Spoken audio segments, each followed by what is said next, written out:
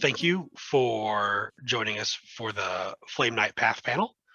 I'd like to thank all of our panelists for coming and participating, and for at least temporarily, maybe for the whole thing, I will be stepping in as the fourth panelist. And I'd also like to a huge thank you to Dankry for recording and editing this for us. So let's do an introduction of our panelists. Just say, your name, how long you've been playing Amtgard, and how far along the path you are. So let's start from, I guess, the first person on my screen would be Benoit. Hello, I'm Benoit. I'm from Port Union. I've been playing the game for about 8-ish years now. I think it's 8, yeah.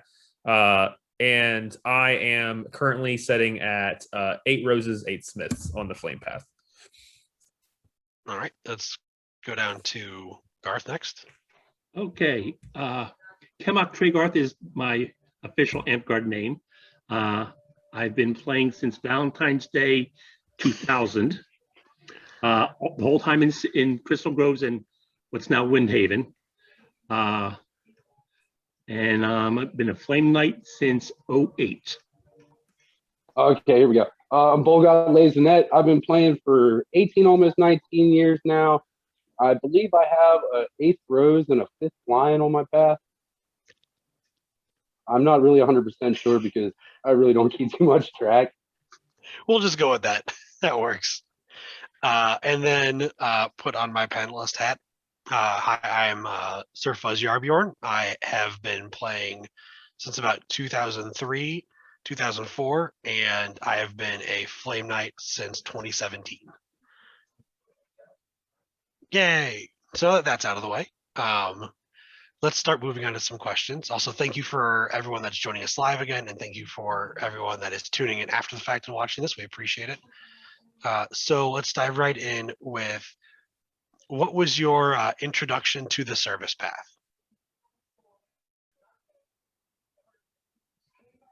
Anyone just jump in there. I guess I mean, I guess whatever. I'll go first. So I started out with my my first event. My first event was Feast of Fools 2013. And I don't know, it's just something about the service path that like drew me to it. I kind of just like started standing troll just because, like, I don't know, I wanted something to do because I'm awkward sometimes, and giving, like, when doing service gives you a way to socialize in a completely different way. And I think that's what originally attracted it to me, was it kind of puts me in an environment where I have to socialize due to the nature of it, and it stops me from pacing around all the time. So yeah, it just kind of drew me in. I started doing that kind of stuff really early on. For me, round 04, and James will probably remember some of these names, or I won't mention names. We had 2 back-to-back very poor PMs, and I knew points were way off. So some Feast of Dead 03, I first came up as PM and started ripping through all the records to fix not only people's points, but awards and stuff like that. And it's kind of snowballed from there. James? How about you, Volga? What was your first introduction to service? What was your introduction to service? How I got started with service was at my second event, someone was running security, and they needed people to fill some spots. So they asked me if I wanted to help out.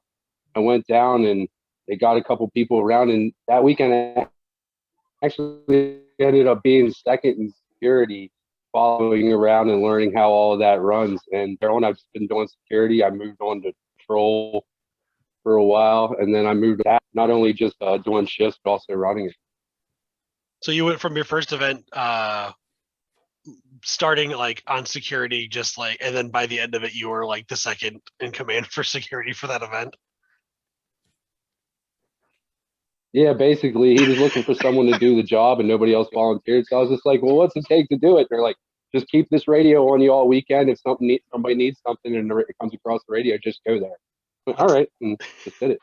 That's a heck of a jump. Good job.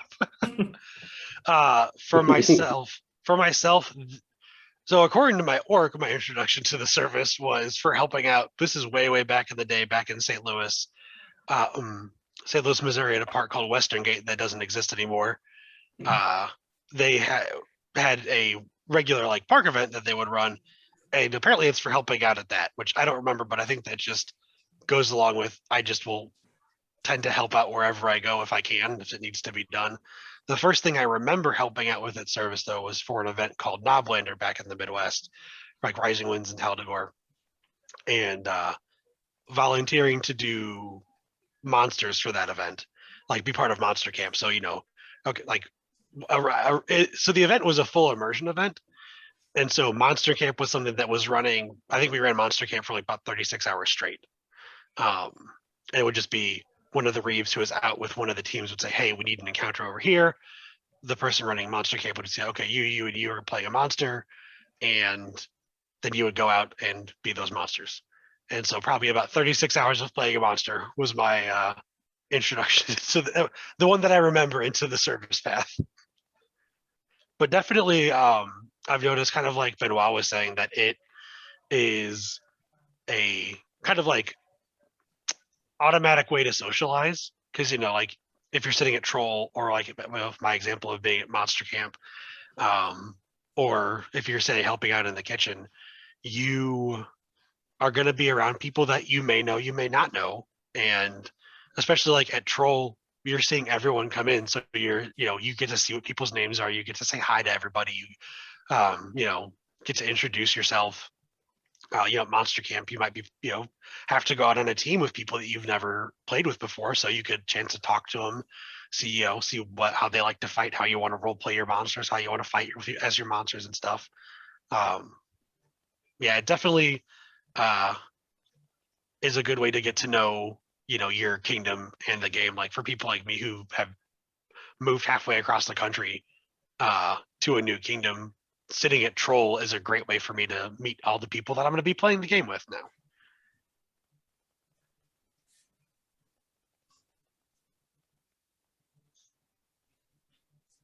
All right, so that was that was everyone's introduction into the Flame Path. So besides your first one, what has everyone's favorite service position been? I think like security because it sounds really weird, but and you don't want things to pop off, but when they do pop off, I think just I don't know, I get in this almost like Zen state of okay, I got to go here and fix this problem. I got to go here and fix this problem. And I don't know, it's something, like I said, you never want it to happen, but when it does happen, it's almost like a rush, of adrenaline and like a high. And for me, just being able to just, jump out and just start boom, I got to fix this, boom, I got to fix that, boom, I got to fix that. And seeing their situations get bettered by your work, because with security, it's immediate. In a lot of ways, in the service path, you don't necessarily get to see the impact you're making, but with security, it's almost 9 times out of 10, the impact you're making is right there on that point, and you get to see what happens immediately and see the problems that you're fixing. And yeah, I think that specific type of thing is really fun. Even though it's not really supposed to be, but to some extent, yeah, it's just something that I really enjoy, being able to just have that level of just impact and being able to help people as quick, as much as I can in such a short period of time, that I really don't think you necessarily get from a lot of other styles of service. Because a lot of them are more long form and they're more with Troll, I'm spending all day, entering credits. I'm spending all day taking attendance and stuff. But with security, it's mostly just hanging out with your friends until something goes wrong. And then when something goes wrong, you're boom, I'm in it. I'm in the middle of it. And yeah, that's just always been really fun for me. Well, mine's kind of grew out why I took PM in the first place. The paperwork is all messed up, and it grew into growing the group, because when I first joined, we were a shire, and less than 6 months after, and due to cleaning up all the paperwork, I realized we've been pulling barony numbers for a year and a half, and then we got barony. and then okay, doing all the paperwork and cleaning things up, and okay, now we're Dutch, and just working on growing the group so that we could keep on playing the game, a game that I enjoyed. So basically, the fun has been just growing the game from in the area from Shire to Barony to Duchy, and now a wide established kingdom. Bowlgod? For me, it's kind of a toss-up. I like doing both security and tavern. Security I like because you get to walk around to the different campsites and talk to people and see how everybody's doing. It gives you a time to connect with people that you usually don't see, even when you're running about during the day, because everybody's pretty much relaxed and around the fire that they're going to be, or around the tavern where they're. With tavern, it's all the people that walk up and you get to interact and talk with and find out how everybody's doing. Working with people at tavern is pretty fast paced, so it keeps you busy, makes your time go by quick. But also, like I said, you got people that are just there playing card games and things like that you can go out and interact with when you have downtime. Nice. I know. For me, probably my favorite would be do autocrating. I know, just because if I've done my job right, I have nothing to do with the event, and that's great. Now, usually for me, that means I spend my event power walking between all of my subcrats to make sure that everything is going okay and get my steps in. But kind of like, it's almost like its own low-key constant crisis mode, where just, okay, it's always like in the back of my mind, okay, make sure everything is okay. But for whatever reason, I enjoy that. Well, I have an excuse for why I enjoy that. I always tell my mother that it's her fault because she's an event planner, and I've been working parties for her since I was like 9 years old. So just going around and managing events is something that I've just been around my entire life. But yeah, like it's just fun. Like I enjoy that aspect of like bringing a team together. If I need to fill in for something in the team, I will, any kind of, whether it's autocrating or one of the subcrats. But, ideally, if I've done my job right and I've picked a good team, I can just play like low key damage control, but kind of like Benoit was saying, that if something really does go wrong, jumping in and being able to have that immediate help and fix things for people just to get things back on track is a lot of it. It's a weird fun rush in its own way. Like, okay, things are wrong, they're wrong, but I'm here to fix it. That's my job. Let's do it. I guess I kind of called it like, going into a crisis mode and just making sure that everyone involved is doing what needs to be done, to whether it's security to get somebody safe, or get somebody off site, get some medical attention, or whether it's, you're the autocrat and somebody didn't show up, so you have to fill in for a gate shift or any shift for anything. But yeah, I don't know. I enjoy that part. All right, so moving on. So for people here, what was probably your biggest stumbling block so far along your path?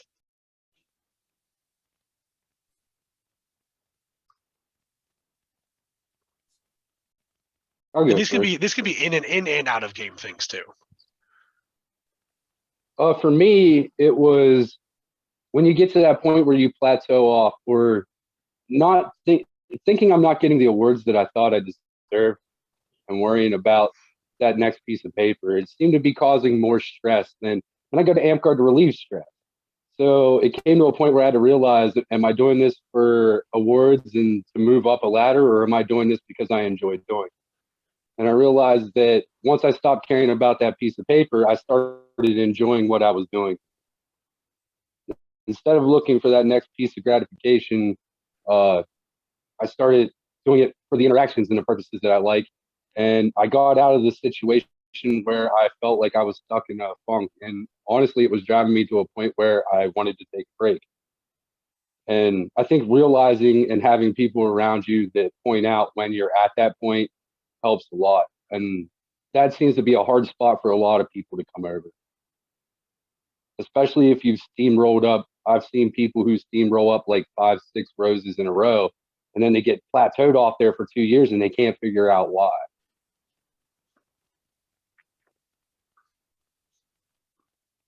Okay, so yeah, you were kind of your own stumbling block just with like the way you were thinking about the game. Yeah, pretty much. It just started getting to a point where I was watching awards be handed out and I was realizing I had done a lot of work but wasn't getting recognition for it, and it was starting to really frustrate me. So I realized I just had to sit back and do some self-reflecting on why I'm doing it to begin with.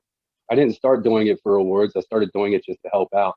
And as long once I started using that, keeping that mindset in mind, I realized that just doing it to help out again started to show, and I started getting more awards. Nice. I mean, I'll go next. Like for me, probably I'd say I probably have 2 that I can think of. One of them is mundane, that was going off to college. Because I started in high school and switched games a little bit, but came back to Amtgard just before I left for college. But then going to college where there's no Amtgard Park, I tried to start one unsuccessfully, but going to college, there's no Amtgard Park. I'm coming back to St. Louis, a few times a year. If I have time to travel to events to help out, I will do that. But depending on, but especially for me at that time, also I was, mostly there just to go and like to fight with my friends and whatever. So I wasn't, even super focused on service, but it kind of prevented a little bit of that exposure for me. But then like afterwards, I'd say for me, it once I got like, really invested into the game to the point where, I would say this is when I became a lifer.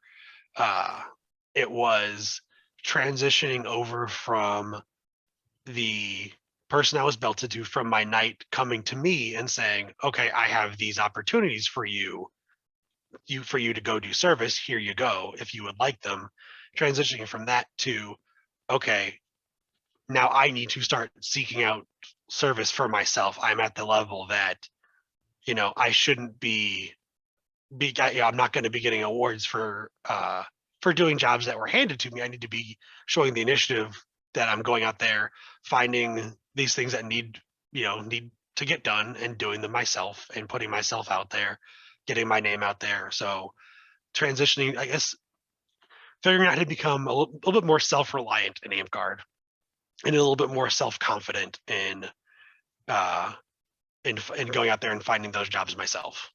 I'd say it was probably, like the big in-game one for me.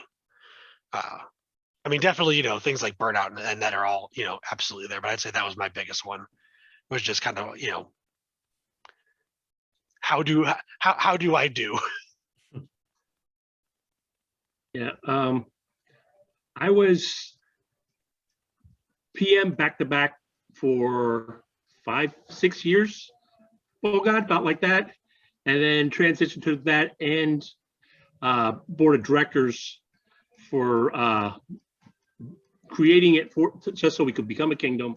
And then the hassles we had a couple years ago. And as soon as we got that kind of finished off, I said, okay, I got to take a break. And it kind of stepped back a little bit. And because like Bowlgod said, burnout for a while. See about stepping back in.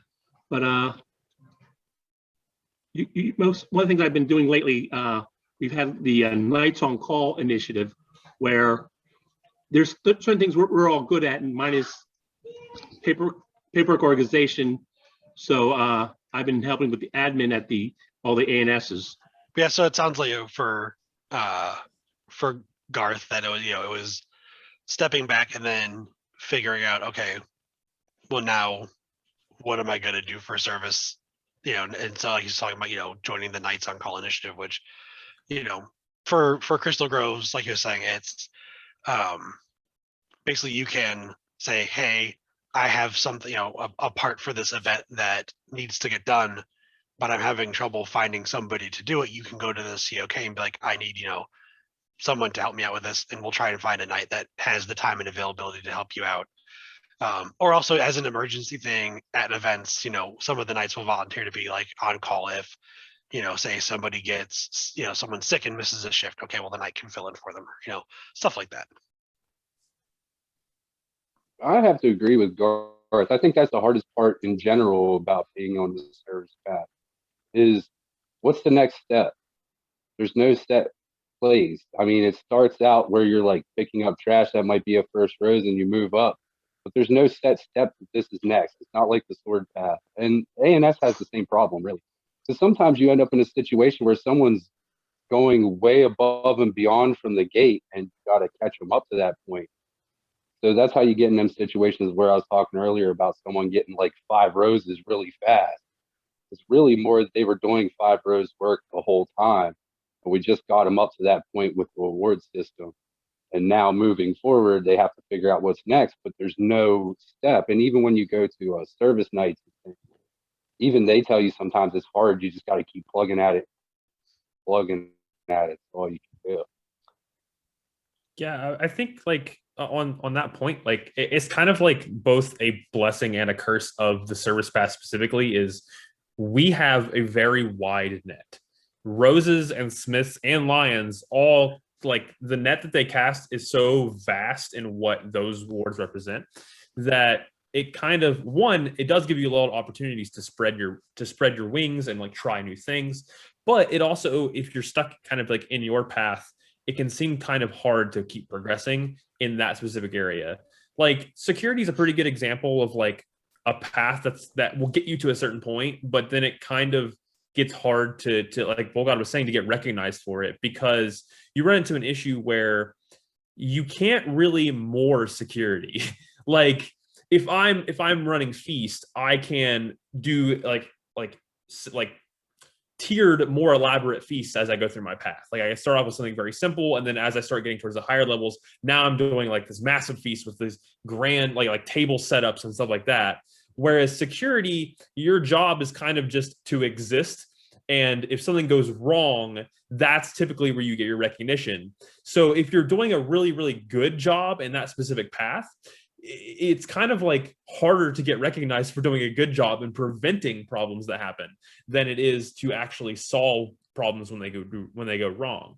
And so you run into this issue of like, once you get around 6, 7, 8-ish in security, you kind of start running into this issue is like with other paths, like I said, with feast, it's very easy. Well, not very easy, but it's more recognizable when you try harder.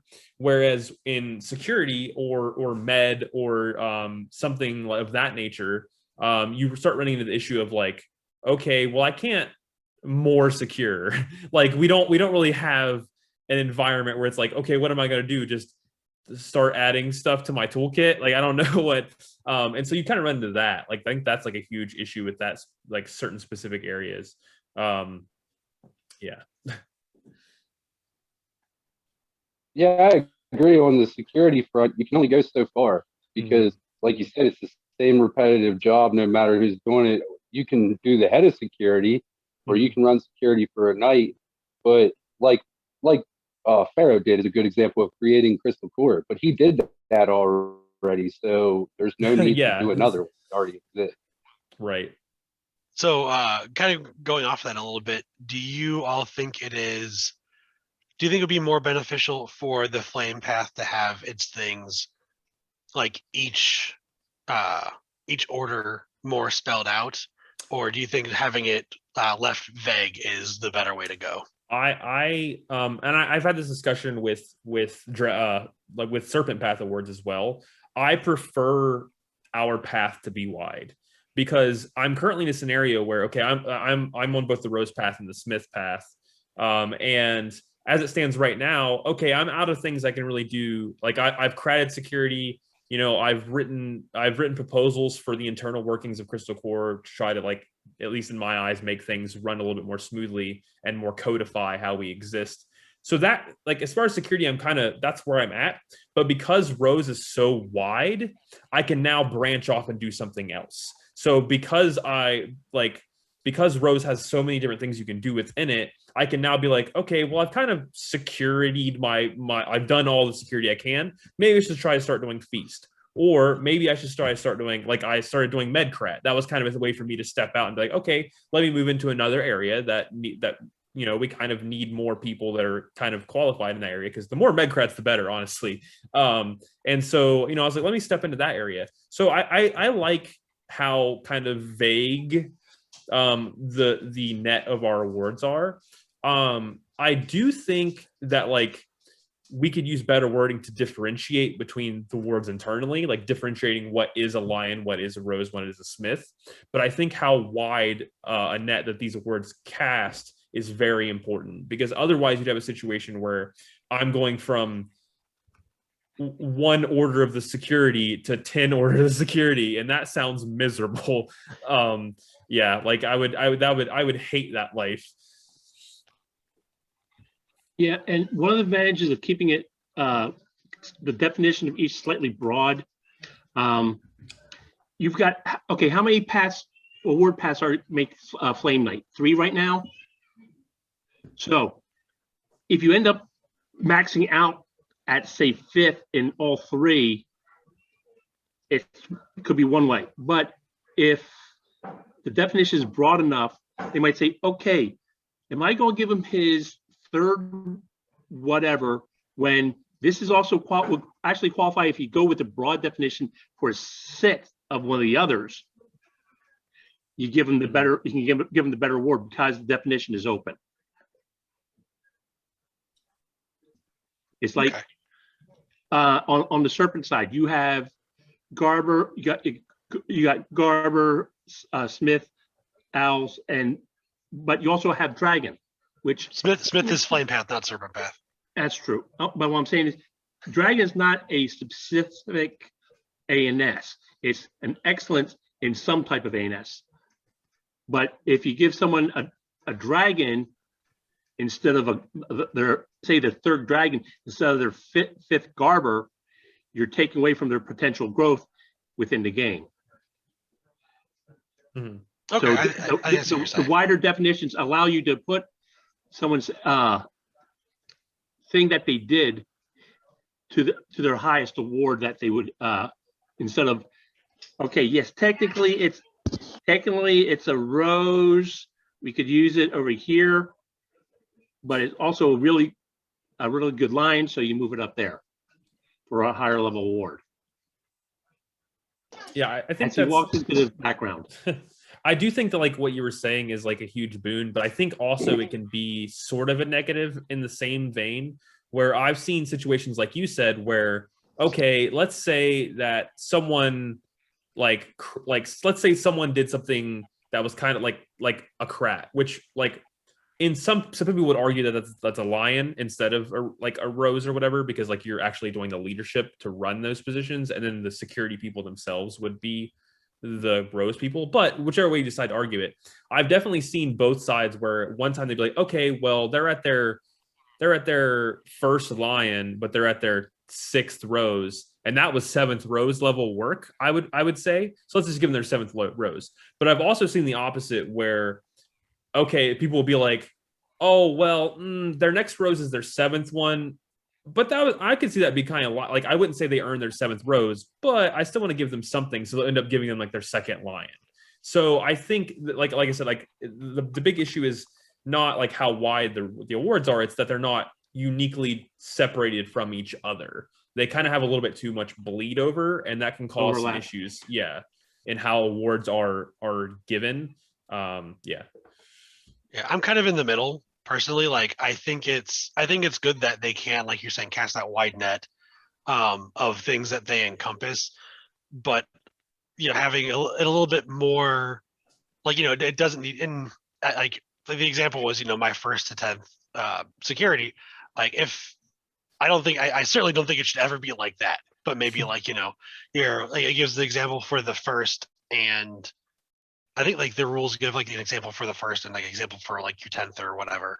But I think it could also benefit from maybe doing like 1st, 4th, 7th, 10th, maybe add a couple of those middle examples, because that's sometimes where I see people get hung up is probably around like maybe 5, 6 to 8 of, okay, like, and this is also like going to be a kingdom culture thing too.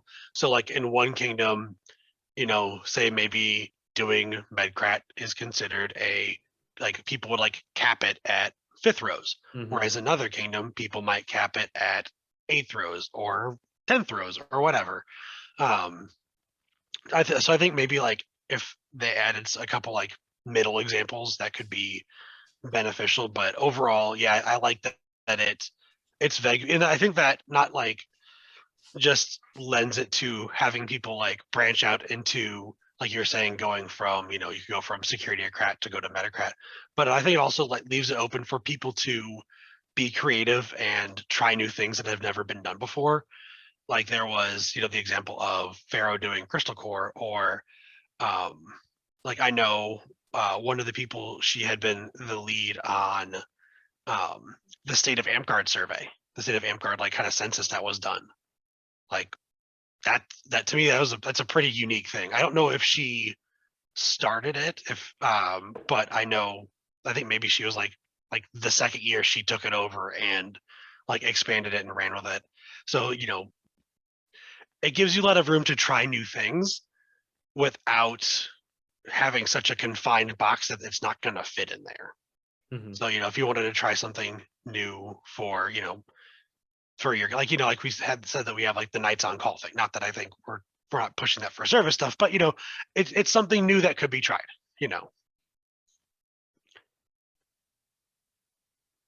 I understand what you mean. Like right now, I'm working on currency for the kingdom, and I probably have like 800 hours into it, and I kind of want to present this for my next road. I mean, I have a lot. I've been working on it since the beginning of the pandemic. So hopefully, by the time we come back to FOD, we'll all come back to a hard currency in our talk. Neat. And I think what Bowlgod was saying, like, kind of translates really well into like a kind of relatively new thing in Crystal Groves of like wanting to creating an environment where we can recommend ourselves, because no one knows the work that Bowlgod did to make that currency more than Bowlgod. Like, and so I think creating an environment where we can like do things like that, you can be like, hey, I'm recommending myself for this because of this project that I did. If you have any questions, ask me. And then your monarch can make a decision. Like because previously, and I think I like this new style we've been doing a little bit more. Previously, you relied on other people to like recommend for you. It kind of was, we had this culture where it was like, if you recommended yourself, it's like you were like, you owe me this award, or I'm begging You're for being this award. selfish, yeah. Yeah, and I think getting around that and just being like, no, that's not what it's about. It's about, you're the number one person. You know more than literally anyone else in the kingdom what you did. I mean, you were physically present for all of it. So like that, I think like with Bowlgod's doing, like if you're branching out and trying something new, and like especially if it's a lot of behind the scenes work, people aren't going to know unless you just like say, hey, I've been doing this, please. Like that's not really necessarily demanding award. It's just like, hey, please keep me in mind because this is something that I've been doing, and I would like to be recognized for it if possible. Yeah, I know. I think I know 3 of us. I know Benoit, myself, and Bowlgod have all been Kingdom Monarch before. Garth, have you been Kingdom Monarch before? No, just Kingdom PM. Okay, and Duchy Regent twice. Okay, but like, so being like in that monarch position also, first of all, like I wholeheartedly agree. Like when I was monarch, I pushed that so hard. Recommend yourself, please, because again, like I don't see it as being demanding. It's also how you word it. But if you're just putting yourself into a neutral award rec form, I don't think people should look at it as you're being selfish. You're advocating, and as a monarch, it gives you a jumping off point. Like you don't have to look at it like yes or no, but it's say like with Bowlgod's example of, okay, say I'm monarch and he's like, hey, I did all this currency stuff. I would like to put myself in for my whatever rows. Okay, cool. Well, I can ask Bowlgod for more information. I can ask for pictures. I can say, hey, is there other people I could talk to that you've worked on this with? It gives you a really good jumping off point. Like to like, yeah, overall recommending yourself for awards 100%. And also, yeah, I think you should feel free to talk to your teams, like kind of pulling this back a little bit. Like, so for awards in the service path, if you're cratting and you feel like you deserve another award, like your next award for what you did, talk to your team about it. A, you can ask them, hey, do you all think that I deserve this? And hopefully they'll be honest with you and tell you yes or no. And B, if they agree with you, then they can also put you in for those awards. If they say no, hopefully they'll also say, no, and here's some constructive, keyword constructive criticism as to why you don't, and things that we could maybe do better next time. And then also, your team can do the same. Say I, I've been in the game for maybe a year and a half, 2 years, whatever, and I'm helping out with security, maybe take a bunch of security shifts, and I go to Benoit, I'm like, hey, Benoit, do you think I did enough for my third rows? I'm going to put myself in for my third rows, and if you think I did third rows, or do you mind putting me in as well? I think stuff like that is also like absolutely okay and should be encouraged. Yeah, and I think that also kind of like goes to the point of like not everyone has the network that some people have. Not everyone has a knight, not everyone has a belted family, not everyone has a fighting company that's going to give them the support recommendation wise. And so sometimes, sometimes you're the only one, and that's okay. Like I'm kind of one of those people. Like I don't like I'm very not insular, but like I'm not very vocal when it comes to like that kind of stuff. I'm not very like outgoing. So like it's perfectly fine if you just don't have the support group, then someone's got to support you, and that person should be you. Yeah, and probably I think the best, and unfortunately it's a serpent path. Again, is garbers. I've seen so many people show up. Wait a minute, that's a new outfit. Where'd you get that? Oh, I made that. Hey, when'd you make it? Oh, about 4 months ago. You've been gone, and I've been wearing this for 4 months. Did this guy get a garber for? Nope. And most of you seen the different outfits I wear. There's only one of them badass garbs. I've made all of them, including all the ones for my son Shinkyo. And got to the point I said, hey, I made that. Can I get something for this, please? Oh yeah, for sure. Like, yeah, I think a lot of us have ran into the, why didn't you award this for me? Or why didn't you award this for this person? Oh, I thought they already had it. Well, yeah. No. Yeah. Read people's works is another piece of advice I have for that any path. situation. Yeah, I have that same situation with Orders of the Warrior.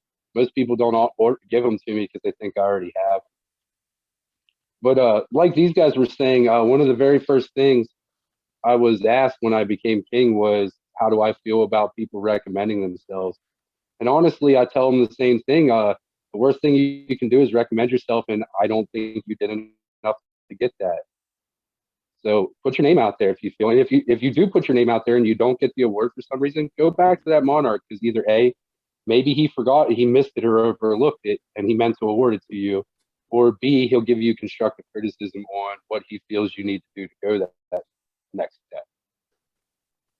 But definitely recommend yourself, because like these guys said, there's a lot of behind the scenes things. I do a lot of gopher work at events and things, and a lot of people don't notice who's carrying chairs and tables and things like that. And so that type of stuff gets overlooked. If you're running something, look at your list and see who's doing a lot of work for you, who showed up for their shifts and things, and look where they're at and see if they deserve awards as well. Always try to promote the people that work for you, because it encourages more people to want to work for you in the future. Yeah, when I was like still going down the service path and wanting to recommend myself for awards, another thing I did to also balance that out is I tried to recommend at least one person in my park or my kingdom every award cycle, at least one other person. Certainly somebody else I can think of that did an award-worthy thing. I like that idea. If you're going to recommend yourself, try to recommend others at the same time. Like I've been around for years, and I remember when this was really frowned upon, and I always wondered, why would you frown upon someone just pointing out what they've been doing? If they deserve the award and did the work, then they deserve the award and they did the work. If not, then the monarch, that's why we have monarchs to make that decision. All right, we're gonna break for just a second. Shiva is able to join us now, so let's if she can get she's unmuted, and I don't know if you're wanting to turn your camera on. I'm here. I don't know if you want me to have my camera on. We're in the vehicle. That's all good. That's what Mono was doing. I don't think I've ever seen Mono not in his car. But to be fair, he was not in a moving vehicle. I don't know if she was in a moving vehicle right now. I'm not driving, so we're I safe. was gonna say. Thank you, Jerry. But so first, thank you for coming. I know you sound like you had a rough day, so thank you for making time to join us and help out with this. If you just want to do a quick introduction for yourself, just your name, how long you've been playing, and where you are on the service path. I have been playing. Oh God, I haven't done this in a long time. Sorry. I've been playing since 2004. I am a Flame Knight, Crown Knight, and I'm local to Windhaven, but my credits are at Rising Sun Station. Let me take this. Thank you, Shiva. So we kind of got off on like a really long tangent. I'm trying to think of what to say to catch right. We were talking about like recommending yourself for awards and got on some stuff about like how broad or narrow, we think the flame path could be in its wording. A little bit of talk on differentiating better between lions and roses and smiths is kind of about where we're at right now. Oh, right. I don't know if you have any feelings on those topics at all. So I think we're actually in a very interesting place. I know right before COVID, we had the crown split off from lions as well. So that's kind of opened us up for a whole new world. We can kind of revamp everything that we've been doing. And it's kind of opened up for new opportunities for people that may not want to run for office, people that want to serve in a leadership capacity without all the stress of actual office positions. And I think we finally are in a position where we can own that now. And I have always been a lion person. That's actually where my orders came from first. And I think that this is really a good opportunity for anybody. And we just have to go in and we have to take that back and make it something different, because for so long it was combined with the crown path. And there's a lot more service that goes into it other than just the crown path type things that people were lumping in and assuming lions were. So for you, would you say that the crown or that the lion path, because they both mention leadership, but so would you say the crown path or sorry, the lion path is for your leadership in areas that aren't office right now? I mean, and this could be differently defined in the crown. I wasn't very active when that hit, but I feel like it's got given an opportunity to really own that and separate it from the leadership in office, in positions. It kind of gives an opportunity for your service people who kind of want to take a lead at, an event or at the park, but they don't want to be an officer. They don't want to be all of the on paper responsibilities, so to speak. I feel like there is leadership within service that doesn't require a title.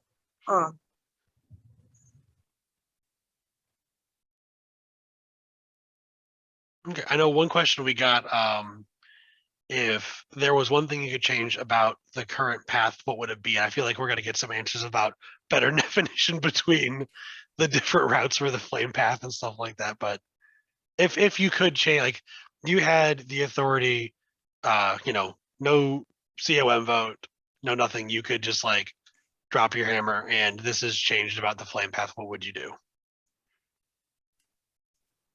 If I'm being real, I mean, this is going to sound really weird given we're doing a flame panel. If I could change anything about the flame path, it would be taking lion out of it and putting in crown, because that's where it belongs. Like that's the big thing. Everything else is kind of, I think the structure of the flame path right now is relatively fine. I mean, we've already kind of covered all our woes in the wording thing. So yeah, I think that would be the big thing is like, hey man, let those lions be crown knights. That's where they belong. That's where they shine. It's a little soapbox of me, but I've been talking a lot for this panel so far anyway, but we were so close. It was Yes. Lion was in Crown Path for about 10 minutes. Should have put your foot down, Fuzz. It's all your fault. I It's all needed your one- fault. I needed one more kingdom. And I would have done it, but oh well. It's fine. Like, Herding cats. and that was actually a pretty like well structured COM meeting, but that's beside the point. But so yeah, anyone else, what would you if you nothing is an acceptable answer. I mean, if you think it's fine how it is, that's Well, cool. But if there's something you could change, what would it be?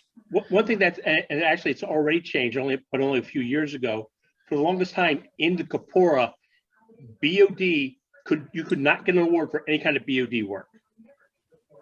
And opening that up to awards, especially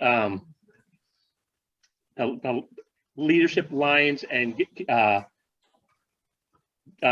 Crowns. is an important point. You can get burned out just on being a BOD now these days.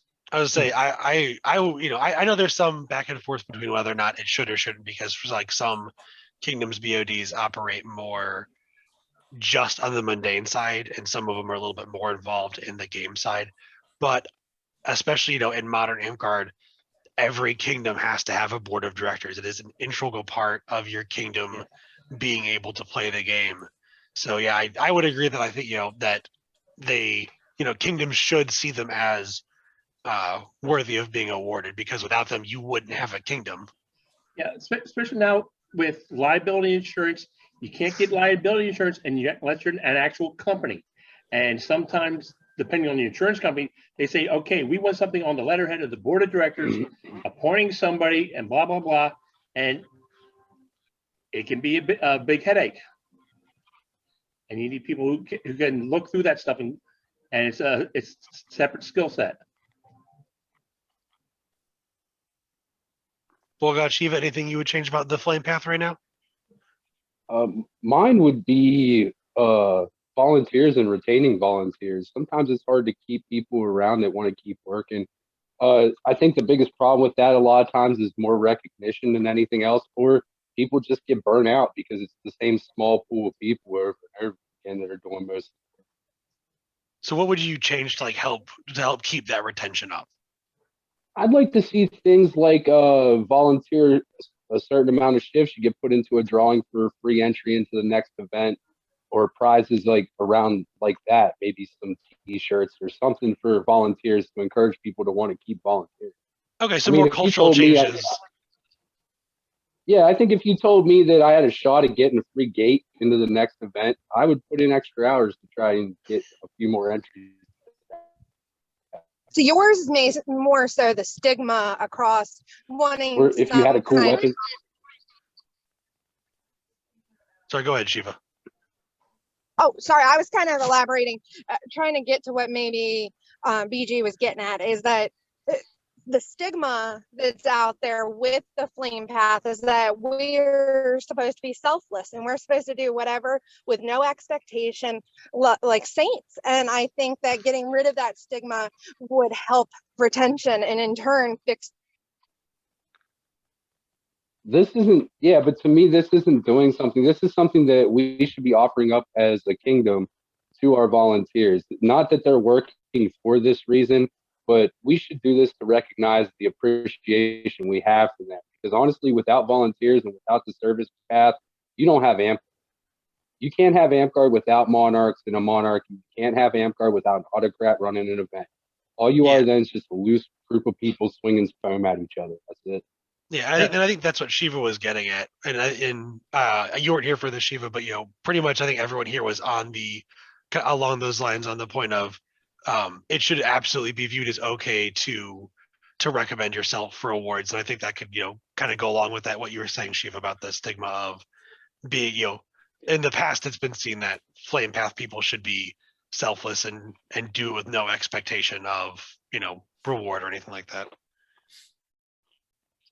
The problem. And if I could change anything, I have kind of a controversial opinion.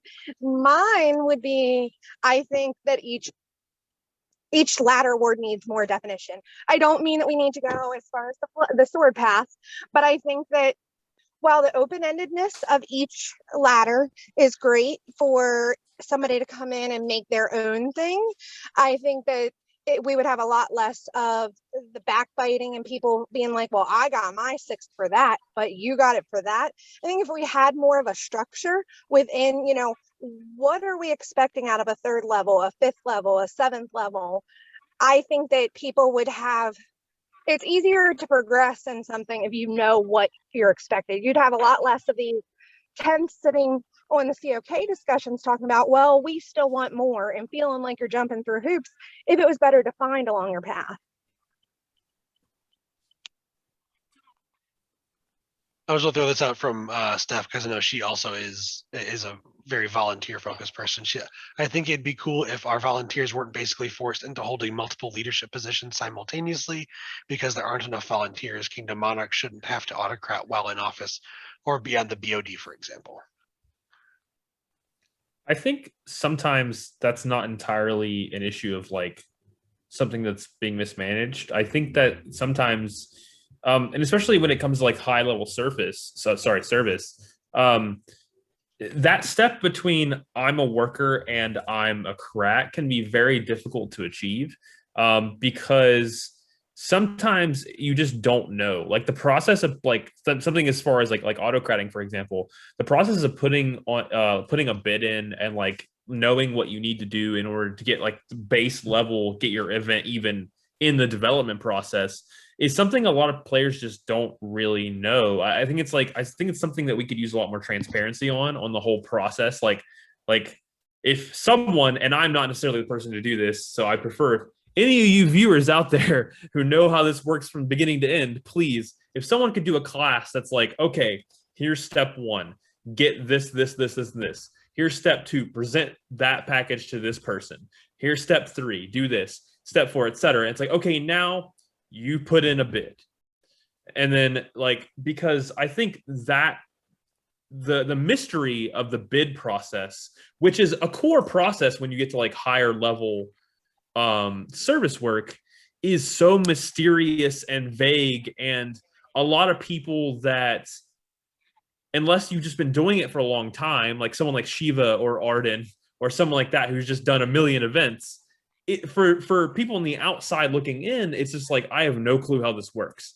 And so that kind of dissuades newer players or people that aren't experienced from actually stepping up and wanting to volunteer for that specific area. So you end up having an issue of like, you know, Arden being the autocrat for like 6 events in a row. And that's not Arden's fault. It's not it's not like he was being like power hungry or something. It's just like, because he was the one who knew how to do it, he was the one who did it. And like, yeah, I think we need to demystify the bid process and like make it more openly accessible to anyone that would want to partake.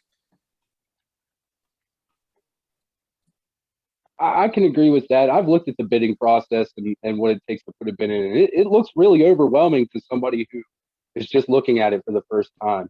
Just being a crat in any position can be overwhelming, and some people just aren't comfortable stepping out of their comfort zone. And that's okay, but I'd like to see us start taking on more shadows. I think having more shadows at crat positions will make people see that it's not as hard as they think it is, and will encourage them to take over the positions so that we can free up the people that are doing them now for the next level position.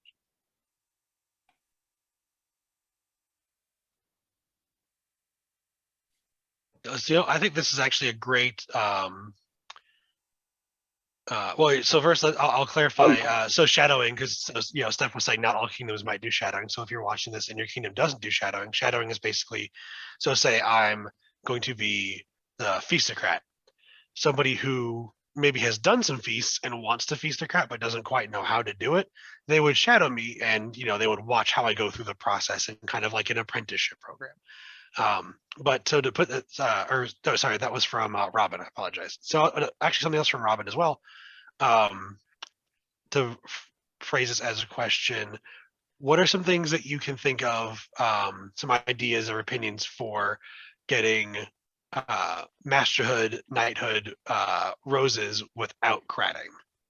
because I know in a lot of places that is kind of seen as, okay, if you're going for your 10th or masterhood, you should be autocrating events. I know, like when I was even coming up for I was already a master coming up for my vote for Flame Knight. One thing was, well, he hasn't autocrated a weekend kingdom event. Personally, I don't think that you should have to. Yes, because I think again that specificity is bullshit to say the least. But yeah. Oh, are we opening the floodgates on curse words, Fuzz? I've been yes. holding back. No, sorry. Yes. No, I should have said that before. Yeah, you might want to you were allowed. close that. You were allowed to Yeah, curse. I don't think you want that one. I don't think you want that Oh. gate to be opened. Don't be too. I'll open the floodgate. Maybe like a quarter turn to the left. Oh yeah, turn the valve back a little bit. Guys, But Chris is a prime example of somebody who did their flame path without cratting. right here. Yeah. Oh, I think. I mean, correct me if I'm wrong. I believe Robin was asking specifically about roses. For roses is what her question was about. Yeah. Yeah. I know one example I gave was the state of Amtgard census thing that was done. That I was if I don't know if it was all or part of the master rose that was given for. Yeah. Right. I think it's all about finding a new niche, because the problem with the mentality of you should have to autocrat or you should have to crat, like X-crat, is that's kind of like almost like, because of a cultural like assumption of like most master roses have cratted, like it's just a key part of the path.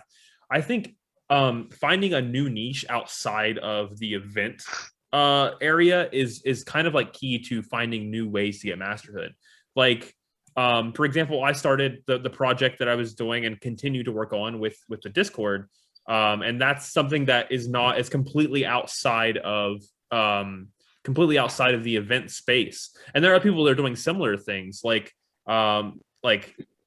working with the rules rep team to develop new like areas of the game, working with your Kapora team, which, because depending on how you look at it, that could be a lion. But I would tend to say that those positions are more service focused, because you're not really leading anyone. You're just helping develop new systems to fix problems, which isn't necessarily it's not really like a leadership thing. It's more of like I'm doing work. I'm putting in hours to create a better environment for my game. And I think there are plenty of options out there. It's just because they're not widely accepted as part of our culture yet, I think they're harder to find. But like I said, like you just kind of got to think outside the box, like stuff with like people like One-Joe, who I think might be a master is. I didn't look that up, but like he does a lot of stuff with the rules stuff. And it's just like a thing of like finding new ways that aren't events, because right now we like, and especially in Crystal Groves, we kind of have this stigma of like roses especially are tied to events. Thanks. Like roses are tied to events very tightly, especially on the higher end of the spectrum. And so it's kind of just tearing down that wall and being like, hey guys, there's other stuff we can do that is not events. There are other ways you can serve your game at a very high level and do like service work, administrative work, that kind of stuff that isn't spending a weekend at a campsite. Like just getting people to recognize that and getting people to willing to step out of that comfort zone and start doing new stuff. Yeah. So I mean, if I still had, awards to get on the Rose Path, I mean, other people could do panels like this. If, you see this and you want to do a panel in your kingdom, this could be considered Rose, or, even helping on the panel in some way, could be considered Rose, or, like you mentioned the V9 awards committee, there's the awards evaluation committee. I know Crystal Groves, we gave Rel, I think her 8th rose, or her 8th rose for that one. But anyway, a high level rose for working on one of the committees, in the game. There's, and there's lots of different, parts of this organization that you can look at and that people should be looking at, giving awards for, rather than like Benoit was saying, just high level awards for doing like autocratic and stuff. I think that's part of also, I will say though, like, I think part of that is that it's just the most readily available as well. Like, I don't, it's partially like, I'd say the cultural like ingraining of it, but also just, there are going to be, at least these 4 events, kingdom wise, you're going to have those 4 events for your park. So in a year, that's 8 different things. It's relatively plentiful of something to draw from for service work. Yeah, because Something that, sorry, go ahead, Garth. I never autocrated event. Highest credit I did in event was troll and money, but my continued, okay, like I said earlier, I did all paperwork. We got us our barony that she can, and basically it's 10, 15, 10, almost 10 years worth of more paperwork and more paperwork and more paperwork, and the BOD and insurance, and like Benoit said, you have to find a niche thing that needs building, that can build really large to do it without being an autocrat. Yes, Shiva? Yeah, I think, and this kind of goes back to if I could change something, it brought some thoughts up. I think that we have an opportunity if we redefined all 3 of the now flame paths. If we shifted cratting into a lion, I think it would take away some of this mindset that cratting has to be your master rose. And I think it would open people up to change their viewpoints on things that are still equivalent amount of service. I mean, on the COK, we see when people are coming up for flame belts, and Piper is a good example. I'm filling in for her today. Her big thing was she wanted to get to that point without cratting. She's not a cratting person beyond feast to crat. She doesn't want to autocrat. She never had that desire beyond single day events. And one of the feedback, that she and I worked on was, you've got to find something that equals the same amount of impact and just run with it and own that. And you can do that with anything. She did a lot of the fundraiser stuff.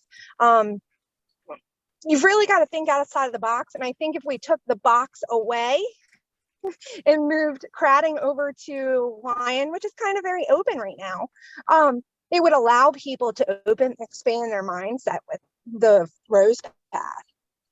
I'll just throw out, like, that's another example of a Master Rose Flame Knight that I saw was, so Keep on the Borderlands, for the food fight auction that we did there. Sir Poobah, before he was Sir Poobah, he would help bring in just like so much stuff. Like, he would go around, he knew a lot of people like Gen Con and the general like gaming nerdy convention scenes in general, and so he would just go around to people that he knew that were vendors and say, hey, this is going to go to charity, get a bunch of like good quality like name stuff for charity, and made the food fight auction that we used to have at Keep like something enormous. And that, like you were talking about, Michelle, like Piper had done fundraising, other people have done fundraising. That is an absolutely fantastic example of something that's not cratting, or you just event work in general. It doesn't have to be event work in general that you can do to get those master roses. I think that doing things like what we're doing here today, what you've done here, you've organized different paths, different chats for each path. I think that is something that is recognizable with higher level. I'd like to see online events like this continue. I think that was one of the greatest things that came out of COVID, was us opening up more, doing things like this online. And I'd like to see it continue. I'd like to see online credits for these type of things continue to the point where I'm probably going to have a Kapora proposal for it, because I think this opens up a lot when it comes to service. This opens up a whole new avenue of the lion path we can do through teaching and things like that. Here are great examples of leadership where we're not doing physical service for the kingdom, but we are grooming the next set of the next generation of players to create a better game. Yeah, and like BG's saying, like I like as far as like doing online stuff, like because of COVID, like this is like almost one of the best formats for the Smith path, like teaching in an online setting, because we have it's much more accessible for a person to jump on their computer and either attend this meeting or watch it afterwards than it is for them to go to X event or go to somebody's park day. Like if I'm saying like, oh, I'm going to teach like a scout class today and I'm going to be teaching at Port Union. Okay, well, what if someone in Windhaven really is interested in trying to become a Paragon Scout and now they can't take that class because it's a day class that's happening at my park? With this online stuff, it gives a lot of people a lot more avenues to, one, get recognized for teaching, and two, participate. And I think the participation is the more important of the two. Like we've created a new type of environment where Smiths can get out there and like provide their training to the world more efficiently, and I really enjoyed that. I agree. I've done the same thing in the past. I've held wizard classes, and to do that at a kingdom level, I had to travel from park to park to park and just teach the same class over and over again, where we could have sat down for an hour on Discord or on here and just took care of it, and everybody could have seen it. We could have recorded it and future people could have seen it as well.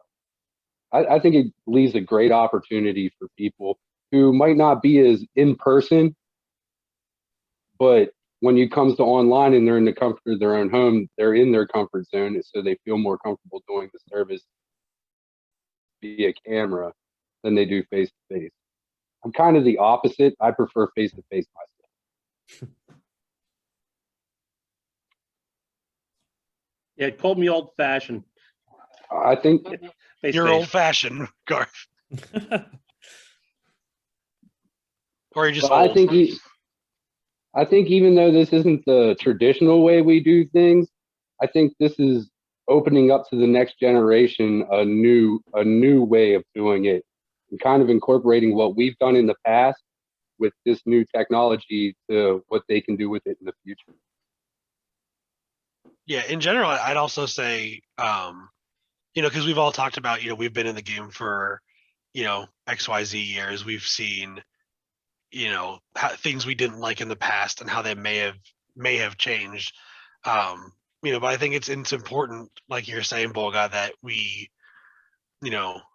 make sure that we give all the tools we wish we had to the next generation of Amtgarders so that they can keep pushing things forward for the better, whether it be, making better wording, to differentiate the awards, or so like Shiva, I know one thing you were talking about was you wish that there was a little bit more specificity in there. That was one thing I brought up earlier was, so like right now the rules say, this is what a 1 is, this is what a 10 is, or this is what a 1 or 10 could be. Add maybe a 4 and an 8 in there, add some middle ground in there, or whether Yeah, it's give them something other than the bottom and the top. exactly, and whether it's that or doing the online things, making cultural changes, like making Smiths be an award that's given out more regularly and for the right things, or make it so culturally we give more high level roses for things that aren't autocratic. Just making sure that we show the next generation, hey, here's where we saw the path failing while we were coming up. This is how, help us change it. We're trying to change it for you, and here's why. Yeah, I think like what you were saying about like the getting like more specificity in like the middle ground. I mean, there are some situations where that like used to exist. Like if you look on the Ant Wiki, for example, they have some leftover holdout from the wetlands Kapora from before the award standardization. And it basically breaks it down like, here's what a level 1 is, here's what a level 2 is, et cetera, et cetera, et cetera. And so like those criteria were kind of already made up per se, but like they were on the kingdom to kingdom level. And when we went to award standardization, it kind of got lost in the sauce. And now it's like, okay, well, you know what? Level 1 rows is folding chairs. Level 10 rows is autocrating. Figure the rest out. like I don't know, man. You'll figure it out somehow. Like just get there. And yeah, it is really detrimental, I think, because it can be confusing on how to get from step 1 to step 10.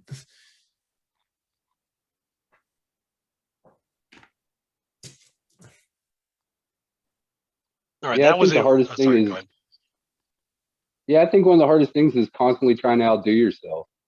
Because eventually you get to a point where, what do I do next? I did this. I put in 60 hours of service at a 4-day event. What's Yeah. next? You know, so it gets to a point where that's how it goes. But you just got to keep talking and find people who have already made it there and see what they did and get ideas of what they did and see how you can make that your own. Yeah, I think that stems from like a problem, and this isn't just a flame path problem. This problem is also like super prevalent in the serpent path, and the expectation that you have to do more every time. That if you got a 6th, your 7th has to be bigger, fancier, flashier than your 6th, and your 8th has to be bigger, fancier, flashier than your 7th. And I don't. That's not really true. Like because your 6th level entry could have been a 10th level work. And as long as you're consistently creating that level and above, I don't expect you to outplay yourself. Like outplaying yourself is just going to get you burnt out.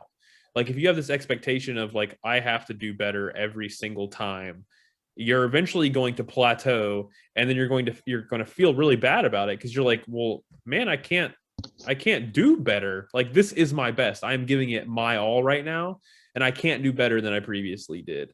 And I think something we have to recognize is, sometimes even if you're a 6th, your best is 10th worthy. Just because it's not better than your 6th, that doesn't mean it's not worthy of the next award.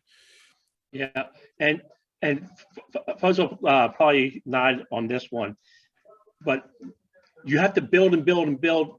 Even like you said, if you're doing 10th level work from the start, that's fine. But once you've got that belt, to a certain extent, you do have despite that there's bad connotation this way I won't say it, you need to step back, because if the criteria for a Serpent Knight is you have to win so many Dragon Masters, but if all the Serpent Knights constantly put in their best stuff at the ANSs, you'll never make it. So once you make the Knighthood, you need to learn to transition from doing and showing to doing by teaching. As in, Saban used to help Crystal a lot with her beat work for ANS. And like, okay, I got my knighthood mostly through the paperwork and help run the kingdom. I got that, and I stepped back and I said, okay, Mono, your turn. And that's part of the reason Mono made it the way he did, because I could have kept on doing what I was doing and no one would have gotten a hole to get a chance. Oh yeah, I would agree with that 100%. Yeah. That, once, and I imagine Shiva probably does as well, because she's got underbelts that are working along the same kind of lines for service that she did. At some point, like you said, you can't. Well, not that you can't, but you need to say, okay, I've done. Make room. Don't. It's you could see. I mean, it could be active or passive gatekeeping functionally. That I'm going to fill these roles. Either I'm going to fill these roles because they need to be filled and I'm good at it, so I'm going to do it. Why shouldn't I? Why shouldn't the best person do it? Well, then other people can't learn how to do it. Right. I'd say it's passive gatekeeping, or you could say I'm going to do it so other people can't do it. And screw those guys, whatever. But and either way, yeah. There's a third point of that is, I can do this. I'm letting other people do it. But if something comes up and something totally flops, like we had a new member, he's working, say with Troll, is working way up, event comes up and he's nowhere to be found. Okay, we've got people who can step in and do Troll and take care of that problem. And because of their experience, they can easily step in and do it real quick. Whereas somebody said, oh, I want you to do Troll. What do I do? No, we got people that can step in that if needed. Emergency backups. I think that this is a great opportunity for them to sit in a shadow role while a new person tries to do an autocrat position. That way, you have somebody there that they can fall back on that's done it before. They can go to them with questions and everything if they have any questions. And it kind of makes them feel more comfortable that they have that mentor in their back pocket if they need. Yeah. So, go ahead, Shiva. Sorry. it just brought up another thought process. And when we were talking about doing 10th level work earlier, is another thing that people don't think about. And I've been an officer that has overlooked things, and I think we've all been in that situation. Is something you have to keep in mind is you may get your 6 months after you've done 6th level work. And sometimes that's a give and take thing that you have to deal with, because an officer might not see you. You might not get that award when you did that thing. And that can kind of become a mental issue, because it could be, 6 months down the road, they go in and they lump up a bunch of things that you've done into your 6th level. And you're like, how do I do further when they've just lumped everything into that? And I think it's something that I don't know how we change it, other than, of course, that's a whole crown issue, and addressing, making sure people are getting awarded for the things that they do. But that's something that you almost have to prepare yourself for on this path, and any path. I mean, that could be the same for Serpent. But because the things that we do are very matter of opinion, it can be more difficult, because it can add extra layers. And your 6th may take 1, 2, 3, 4 might be easy, but then they start gathering up things and doing multiple things for one level. And I think that discourages people and makes that whole process worse when you're trying to figure out what to do next. What bigger, better thing can I do? Yeah, I think. Oh, sorry. Go ahead. It also makes it harder on future monarchs than when you're putting that in the org. When you put these things in for service in the org, you need to label specifically what they're for, so that the next monarch knows he's not re-giving you another award for the same thing. Oh yeah, that's been a service thing I've seen happen more times than I would like to, to have seen. And for like 8th roses, 9th roses, people, like a very good friend of mine got their 8th rose twice and never got it changed, and then got their 9th rose, which probably should have been their 10th rose. And so those those mistakes can happen. And like I had said when I was like, when we were talking about it being okay to recommend yourself, a little bit of a side thing was make sure you're looking at people's orcs for what you're going to recommend, and yourselves too, because maybe you missed a court and you don't know that you got an award or something like that. I don't know. It can, but like Bowlgod said, if you're going to enter an award, make sure that it's specific for what it was for your service. And if you got awarded and it's not, you should also advocate for that to be changed, because a PM can go in there and they can change that.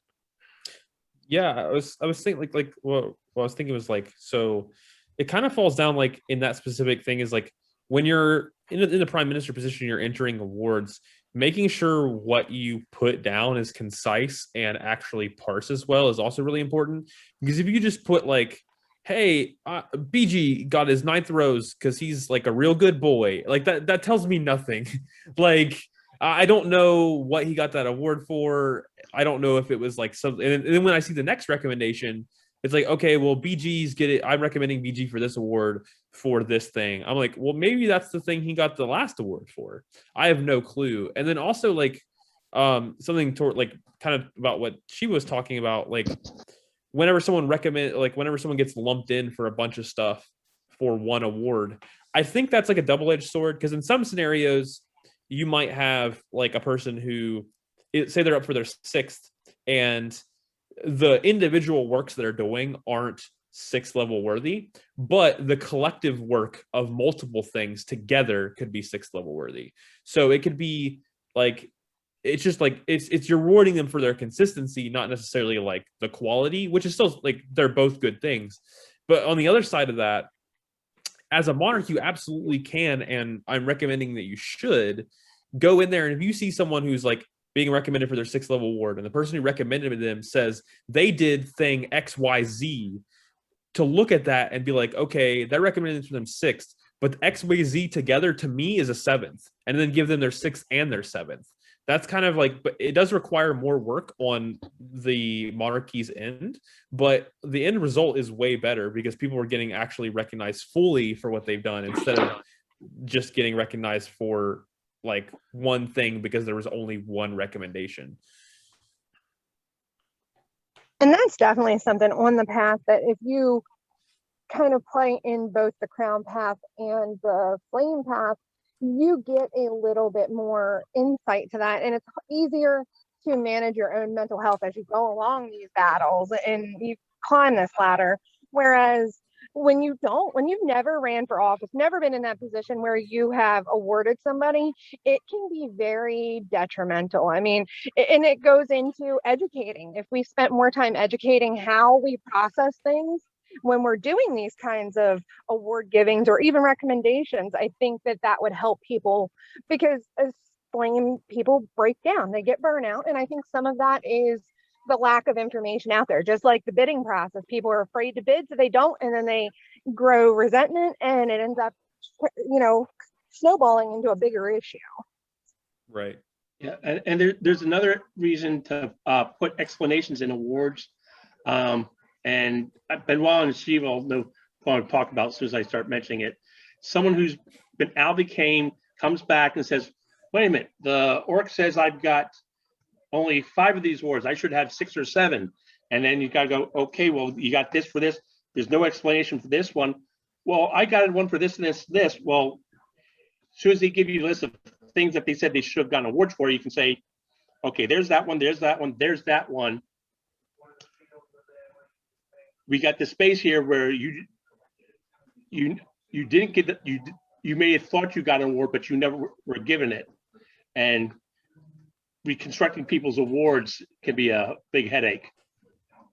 And the converse side going when you say, well, no, according to you don't have the paperwork. This is all we've got in our records. You're at 5, not 6 or 7. Yeah, that's an unfortunate thing that can also contribute to burnout.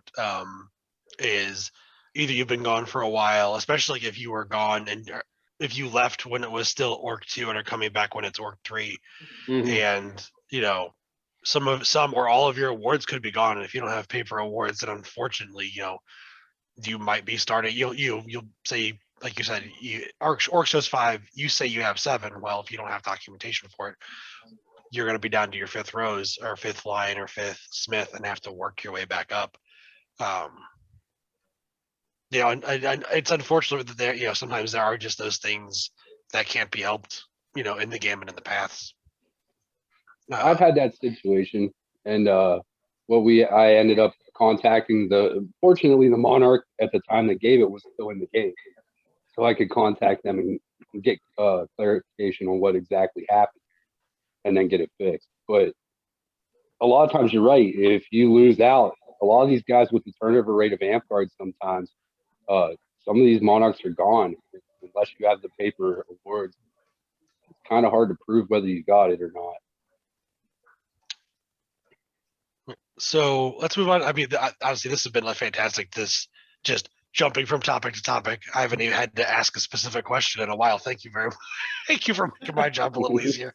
But I know there was talk about, some people don't always have certain networks other people do, and so one of the questions that we got was, we see that a lot of knights have been belted into a family before they were ever knighted, and having that support help them grow, but how would someone who isn't belted gain that same kind of support?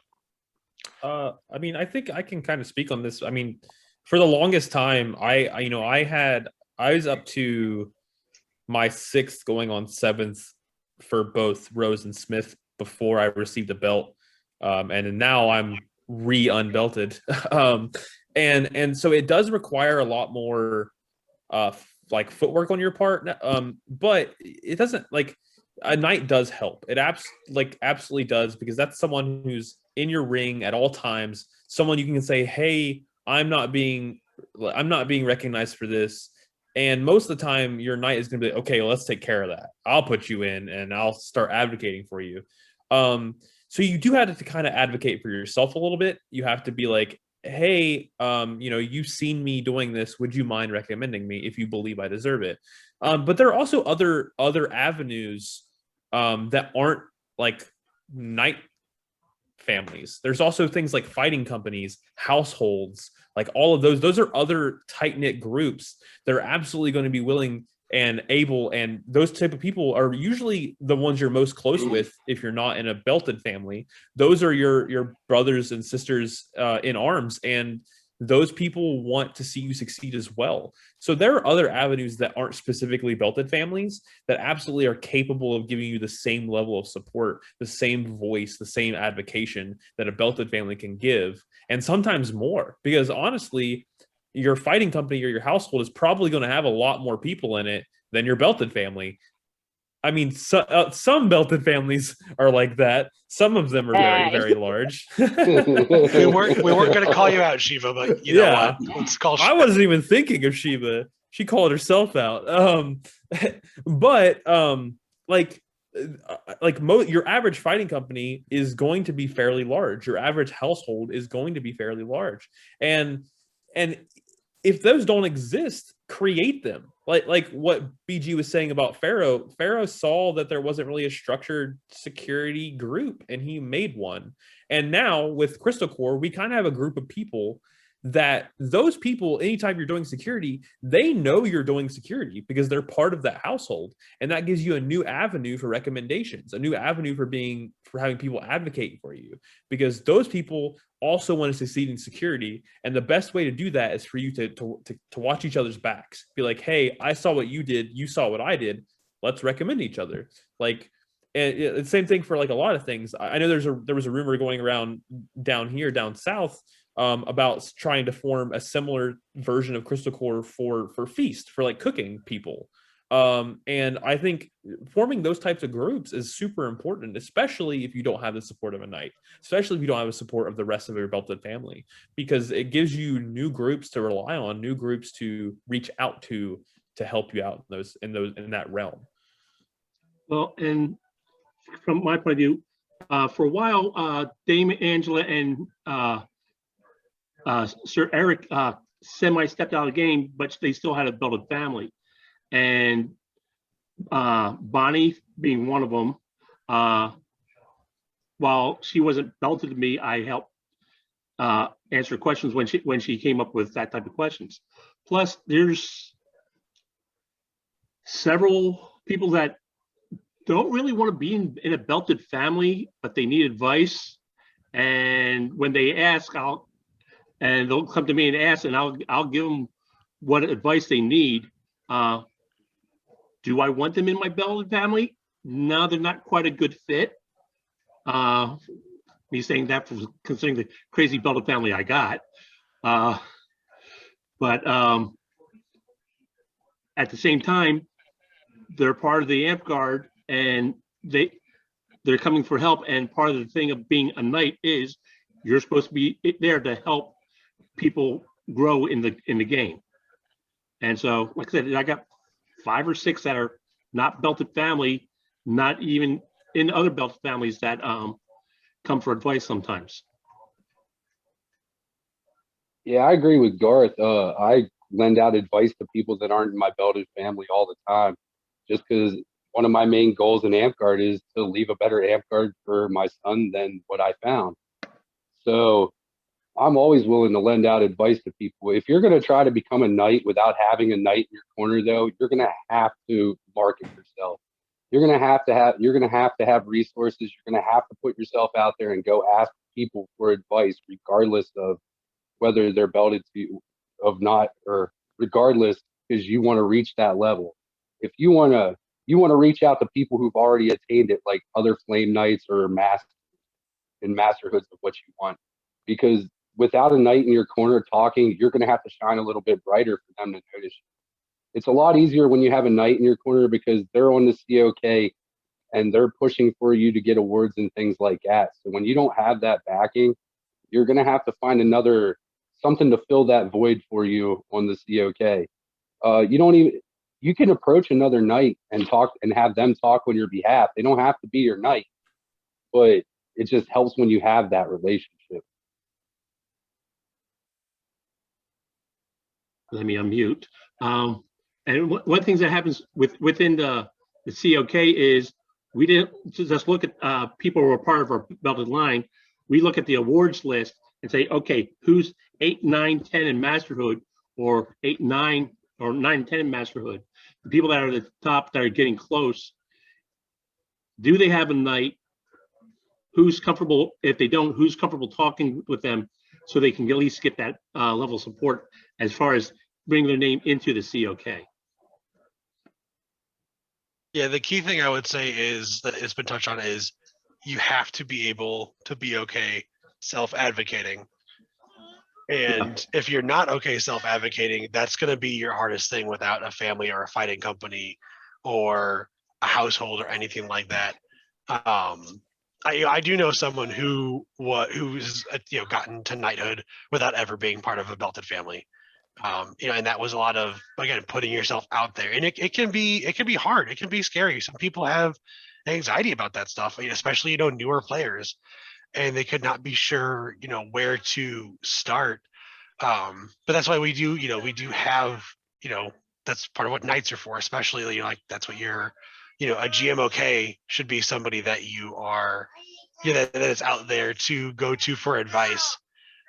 Just stuff like that. It's you should never feel like you have to be in a belted family to get anywhere in this game. Sorry, what I was getting is putting yourself out there, and also like understanding what some of the other resources are to help get that advocacy for you.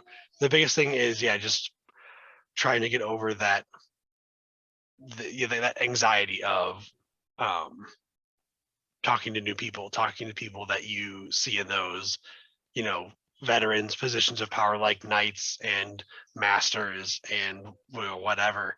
But one thing that also that I think is going to be a super helpful pool for new players, besides a company or household or a beltline, is your park, your home park, because they are also going to see what you do, on a much more frequent basis than at events. We talk about a lot of doing stuff at events, but the flame path, to me, I see the flame path has its start at your park, at your home park. That's where you're gonna, be picking up that trash or helping out with a park level event or doing something there. So, don't be afraid to, if you don't have a company or if you don't have a household or if you don't have a belted line, you have those people at park that see you every week, that know you, that see what you do. And you can go to them. Yeah, I think something that's like also important to recognize, and this is coming from me being in that position of most of my career, I've not had a knight. When you don't have someone like that, it's much, much harder to deal with imposter syndrome, and it's much, much harder to recognize your own ability, because when you have a knight, it's more, you have more opportunity for you to be like, hey, I did this, but I don't think it's good enough. And they can be like, no, shut up, that is good enough. Like, you did do a really good job on that. And like, because that happens to me a lot, where I'll just be like, yeah, I did this thing, but like, is that thing really worthy of my next award? Because like, I'm very harsh on myself, even on like what I expect, because my expectations for like masters and knights are very high. So I try to hold myself to those expectations of the path too. And sometimes that can be detrimental, and you have to recognize that, and you have to be willing to be like, okay, I did something good, and I do deserve this. Especially like if you don't have a belted family to support you in that way, you have to be able to be willing to actually be like, okay, no, actually, you know what? Yes, I do deserve this. I'm not it's just important to think about. I think that the biggest advantage to having a knight, and you can replace this with somebody else, is having somebody who knows your goal. When somebody who knows your goal, they're constantly going to be asking what you're doing to step up to the next level. I think that's been the biggest advantage for me having a knight, is Piper's always asking me, what am I working on that'll work towards the next step? And so it makes me have to think, okay, what am I working on? Or come up with an idea to work on that I think would be worthy of that next rose. And then she can bounce it off. I can bounce that idea off her and get an idea from her whether she thinks that is of that level. I think having somebody there to do that is important, because it kind of keeps you focused.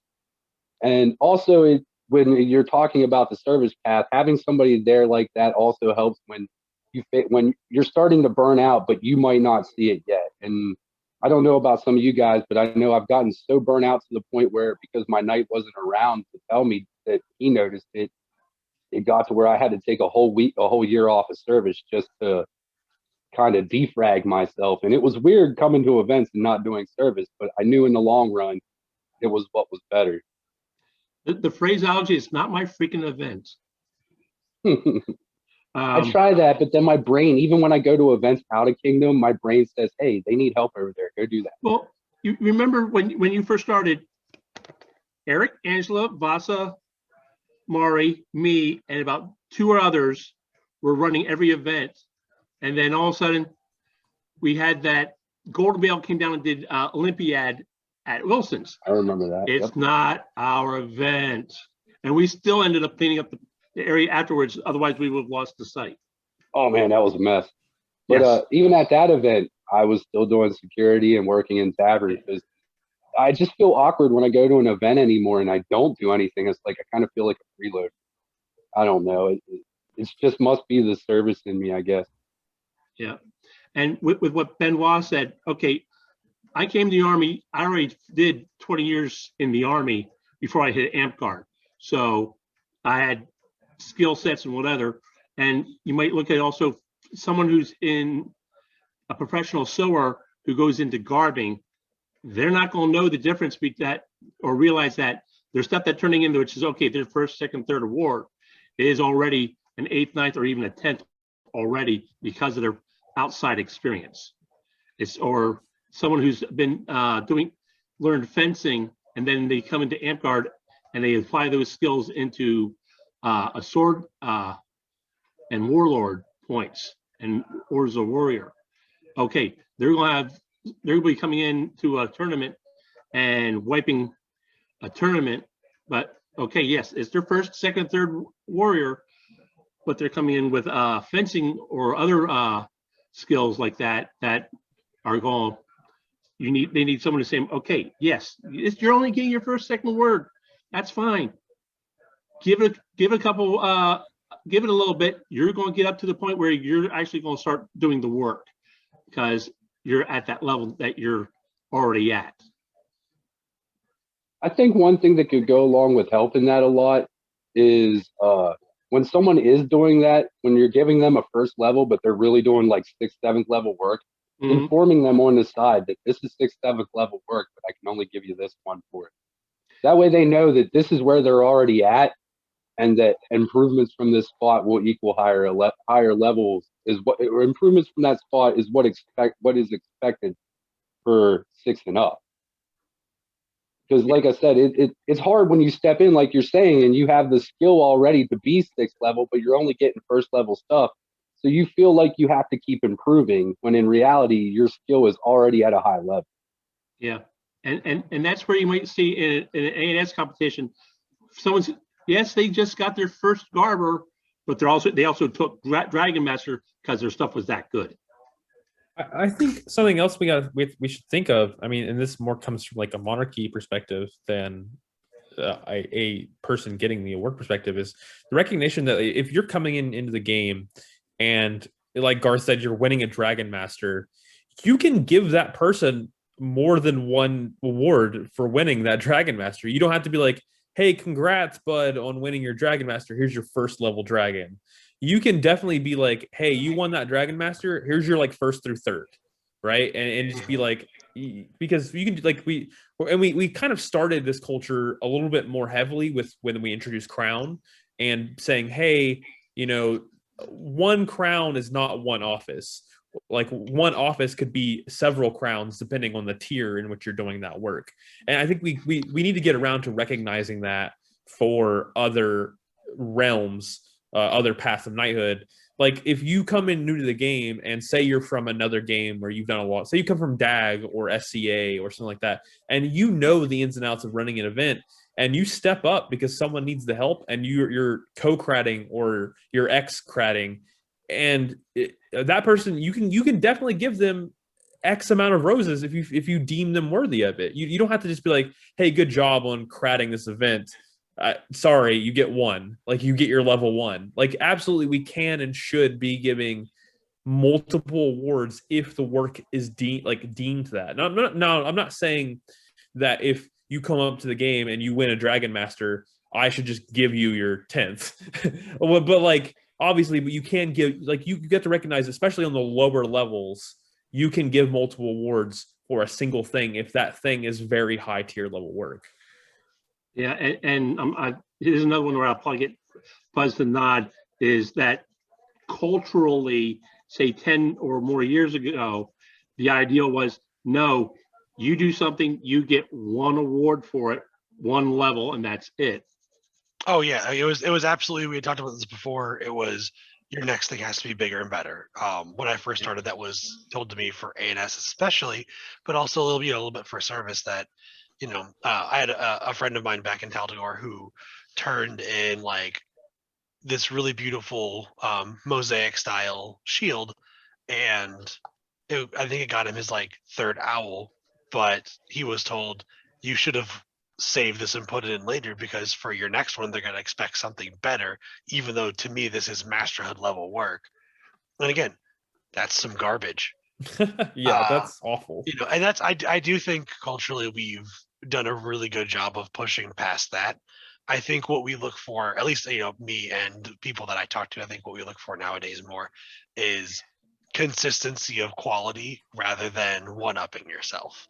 And for the flame path, I think that's what it should be. So, the standard stock example of autocrating. Okay, say you're at 7 roses, and you autocrat for a successful event for your 8th, and you autocrat another successful event. It wasn't necessarily bigger and better or whatever, but it was still a successful event. Yeah, sure. Have your next one. Yeah, it's 8th level work. And so I don't think it's the consistency, and the consistency of your service I think is more important than always having to be bigger and better. Do something bigger and better for your service. I would rather have a consistently good person to work with in the flame path than somebody who's always having to feel like they have to do something bigger and better, and their quality is going to suffer for it.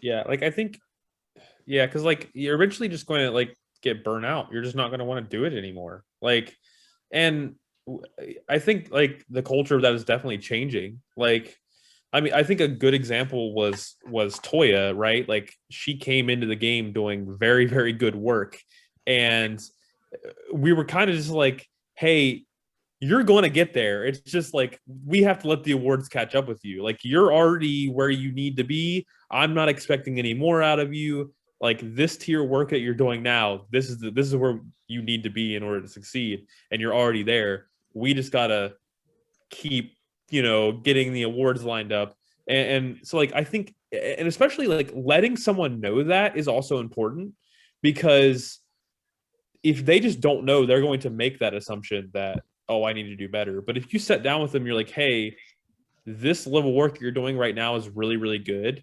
Just keep that consistency. Like if someone's like autocrats an event and they're like at 7 or 6 or whatever, and you're like, you can like, hey, listen, I want you to understand what you're doing right now is what I consider to be masterhood level work. Keep it up and you're going to get there. Like keep your consistency, keep going, and you're going to make it. We're going to make sure that you make it there. Because that lets the person know like, okay, what I'm doing is actually really good, and I don't have to keep doing more and more outrageous things to the point where it's like, oh, well, I autocrated an event and I'm at 6 and they gave me a 7. Now what do I have to do? Autocrat an interkingdom event? Like, or like, are they expecting, like, what are they expecting me to go like autocrat keep or GOTC? Like, but letting someone know that like, hey, you're at the level we expect out of our masters or in our knights, that lets them know, okay, cool, I'm where I need to be. I'm in the right direction. I just have to keep it up. And it kind of incentivizes them, and like, it kind of reinforces the idea, because I feel like personally I'd be way less likely to get burnt out if someone came up to me and was like, hey, what you're doing right now is good, keep that up. Because then you're like, oh, so they see me, they see what I'm doing, and they've said I'm where I need to be, I just need to keep going. And that's really important.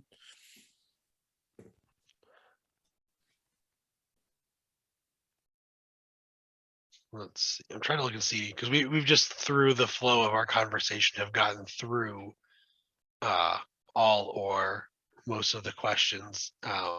If anyone else, if anyone else in chat wants to throw out a question, if you've got something, please feel free.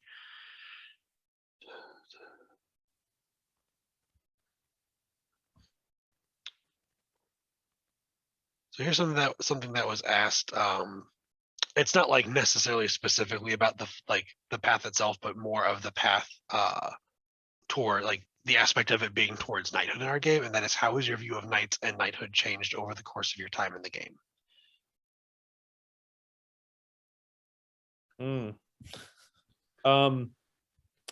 I think when I first joined the game, I kind of had this idea that like knights were like untouchable, like they were kind of like a separate tier from us common folk, like they were in the nirvana and we're just down here, tilling the fields. But as I've like gone through the path, I've kind of realized that like knights are just people, like they're just like us, and sometimes they're better or worse than us depending on who the knight is. And you have to realize that like most of the time, whatever flaws you perceive in yourself have or do exist in them as well. And that's a key distinction in, I guess, like, what's the word? Humanizing your knights as like opposed to like putting them on a pedestal, is being like, hey, this person's either been where I have been, or they might still be there right now. And they might like, we have to realize like knights have imposter syndrome. Knights like deal with the same level of like, I don't feel like I'm getting recognized for awards of work I'm doing. Knights get burnout. Knights like, and once you realize that, it's like, oh, okay. Well, so the problems I'm going through aren't like, there's something we all experience together. And if they're experiencing it, if I know another knight is experiencing imposter syndrome like I am, I know that I can still get there, because they're just like me and they're not something separate. They're not like gods. They're just people. And it makes it, I found that through thinking through that lens, the path feels a lot more accessible. So one thing I'll say about like the history of knights from my time in Amtgard is I think coming up at Amtgard, it was very much the knights depicted what the culture of knights was going to be, and now it is more Amtgard as a whole is depicting what the culture of knights is going to be. And especially for some knights who have been in it for longer than I have. Like I said, I've only been a knight since 2017, but it's you need to adapt to what a knight needs to be for this game. And it's okay, maybe being a knight and what Amtgard needs a knight to be isn't for you, and I think that's also fine. I think it's a quick little side tangent. I think it's fine that if you're a knight and you think you need to step away from being a knight for a little bit, that's okay. There's nothing wrong with that. But I would say my view of knights is very similar. Granted, I am one, but thinking about having those same realizations that Benoit had, through my journey, towards knighthood myself, because I also didn't start belted to a knight. I started belted to a squire. So not only was I having my journey, but my overbelt was also still on their journey, and I could see that journey of a squire to a knight, and then me becoming a squire and my journey of a squire to knight. It is absolutely everything that Benoit just talked about. I mean, worrying about burnout. Am I doing enough? Having, where I am now as a knight is the same place that people watching this, could be in their own, journey down the flame path. And I say this to anybody watching this, and I'd say this to anyone in general. If, as a knight, if you have a question for me, please come talk to me. I promise I am not, we want to be approachable. Knights want to be, the good knights, the people that should be knights want to be approachable, want to be there for you. You know, again, we're people. We might have real things that keep us from maybe answering that question right then and there. Understand that, but you know, I don't want to be necessarily like on this pedestal of unapproachability. You know, if you have a question for me or Shiva or Garth or any knight in this kingdom of the game, you know, you should feel free to go up and ask them that question. Yeah, and okay, and having, I don't think I've been in the game longer than you, Fuzz. When did you start playing? 0304. Okay, so somewhere around then. I was just a few years, but, and you've probably seen it in the last 5 years, is the expectations of what a knight should be has done a drastic change. We're not putting up with the total assholes as much as we used to. And so we're looking at the, you might say, the quality of the person more on the knighthood path than was used been done. Though there is probably in some places, I'm willing to bet there still is the good old group that says, oh, he's part of our group, so we need to make him a knight. And then realize later that maybe we didn't want to do that. And the thing is, I saw the same thing in the Army, because before, to make senior ranks, if you didn't have a couple DUIs and a couple fights under your belt with disciplinary action, you weren't considered material to be a senior NCO. Where now those are things that will automatically prevent you becoming an NCO, senior NCO. Oh yeah, and those kinds of things, like those you know, the term, you know, good old boys club and stuff, that, you know, absolutely has existed in Amtgard. It's still absolutely, I mean, it does. I think as a game we're moving away from that, and again, to kind of like bring it back to the path a little bit. I feel like, at least, you know, in the circles that I've seen and been a part of, it's absolutely, I think it's really getting to the point of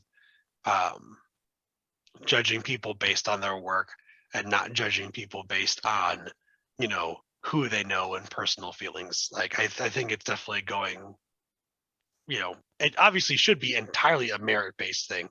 But again, from how the game has been in the past, you know, I think circles across the game are being better about just being better. Like Garth was saying, you know, Amtgard is, you know, just is showing us what they want a knight to be and how they want that knight to be a representation of, you know, their kingdom in the game. So yeah, because we are a microcosm of this, of society as a whole. Well, maybe for me, maybe the one side of it, but we're part of society as a whole. for me, I don't know. I might be different than I think Benoit would be the only exception on here. My goal isn't to be a flame knight. My goal is to get my master rose. And the reason why is because when I played before, back in the day, like you said, Knights was the good old boys club, and I felt like I didn't want to be associated with them.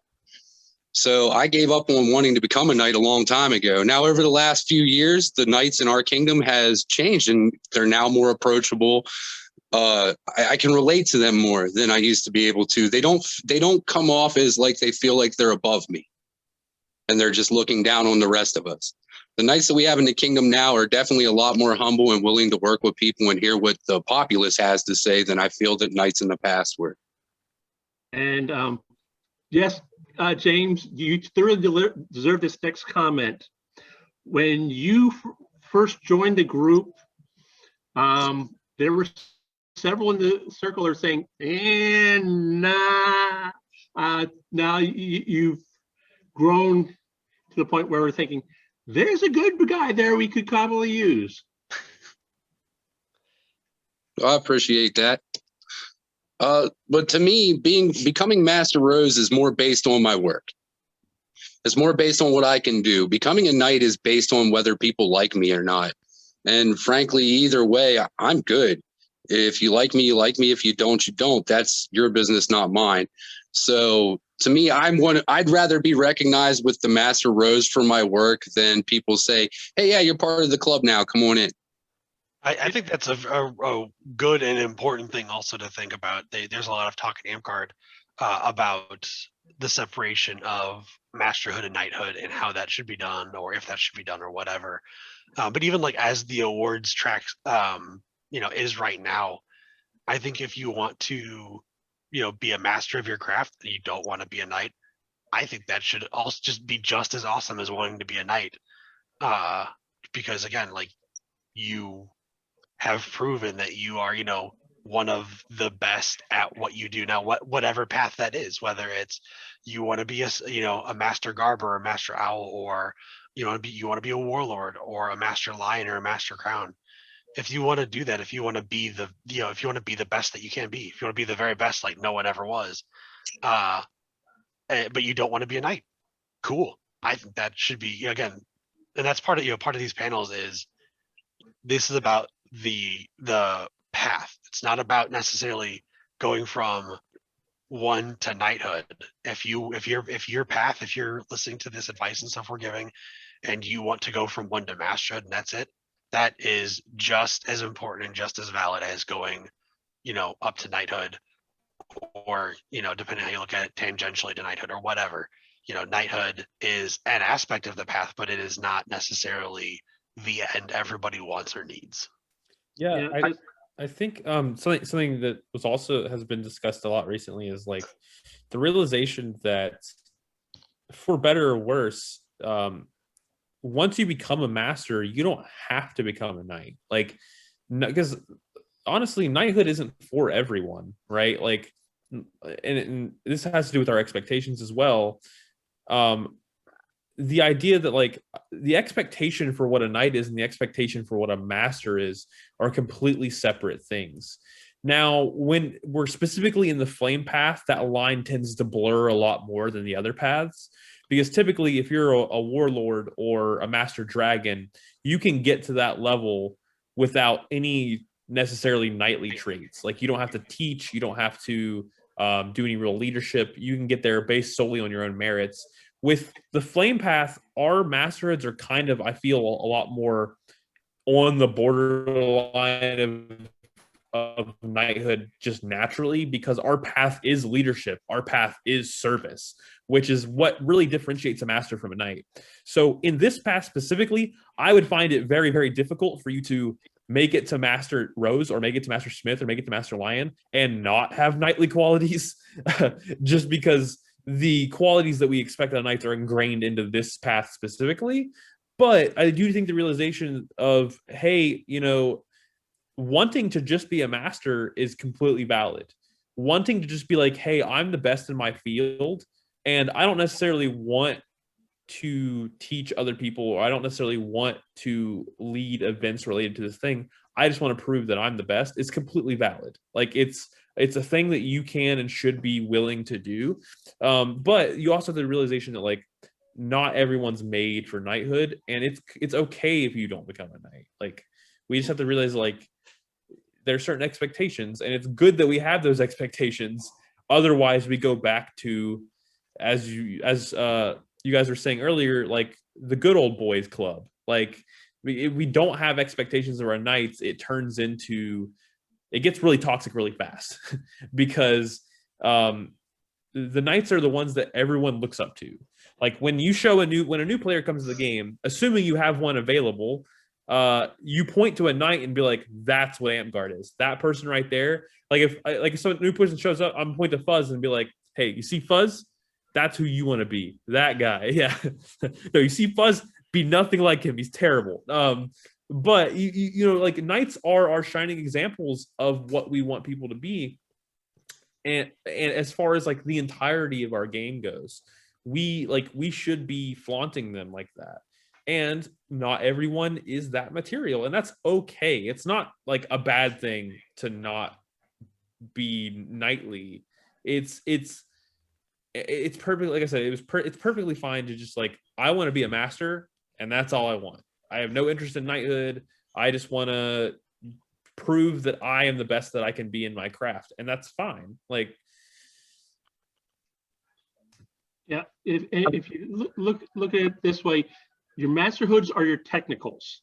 They, and to give an analogy within the Army, you have your wanted officers who are your subject matter experts, but they're not necessarily the leaders. They're the ones running the electronic shops, the repair shops, the weapons shops, but they're not necessarily the leaders. Your people with your masterhoods are your technical experts. And it's what the advice I've given was given to me by my knight when I give at every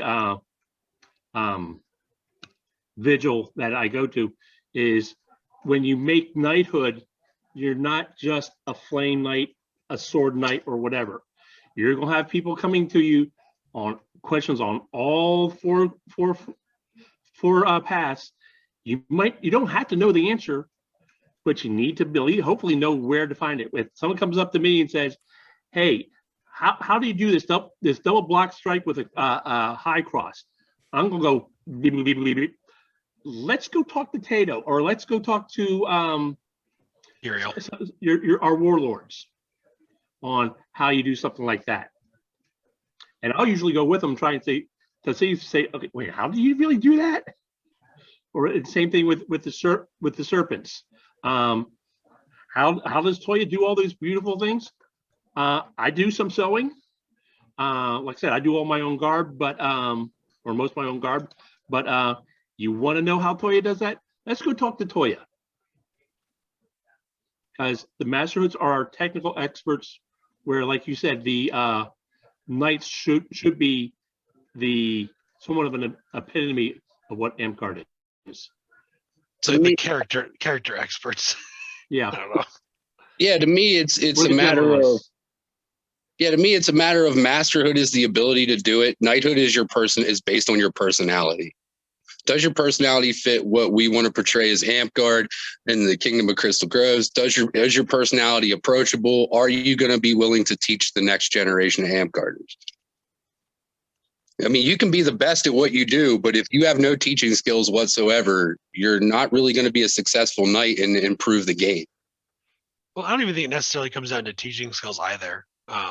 Like, I don't think a knight necessarily has to teach, but like, Garth was saying, you can help foster that by pointing someone in the right direction.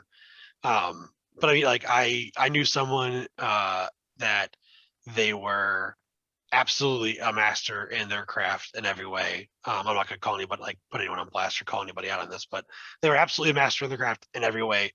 No one would deny it. And they were someone that also taught classes, but their overall attitude was not great, to put it nicely. And so, for a long time, it was, they taught and they were a master, but there were other like attitude and personality things that kept them from taking that knighthood step.